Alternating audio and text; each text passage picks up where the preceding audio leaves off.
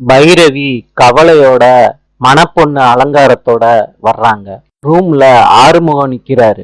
ஆறுமுகத்துக்கிட்ட பைரவி சொல்றாங்க, நம்ம 2 பேரையும் எல்லாரும் மணமேடைக்கு கூப்பிடுவாங்க. எல்லாரும் முன்னாடியும் பைரவிய எனக்கு சுத்தமா பிடிக்கல, அவளை நான் கல்யாணம் பண்ணிக்க மாட்டேன்னு சொல்லிருங்க. ப்ளீஸ் ஆறுமுகம், உங்ககிட்ட கெஞ்சி கேட்கிறேன். ஆறுமுகம் பைரவிய பார்த்து சரின்னு சொல்லிடுறாங்க. 2 பேரையும் மணமேடைக்கு கூப்பிடுறாங்க. 2 பேரும் மணமேடைக்கு வந்துடுறாங்க. ஐயர் கேக்குறாரு ஆறுமுகத்துக்கிட்ட, பைரவிய கல்யாணம் பண்ணிக்க விருப்பமான்னு சபை முன்னாடி சொல்லிருங்கோ. மனசுக்குள்ள பைரவி நினைக்கிறாங்க, தயவு செய்து என்ன பிடிக்கலன்னு சொல்லிரு ஆறுமுகம், நீயே உன் வாயால சொல்லிரு. சத்யராஜ் சொல்றாரு ஆறுமுகத்தை பார்த்து, எனக்கு பைரவிய பிடிச்சிருக்கு, நான் தான் கல்யாணம் பண்ணிக்க போறேன்னு சொல்லுமாப்ல. ஆறுமுகத்தோட அம்மா சொல்றாங்க, சம்மதம்னு சொல்லியா?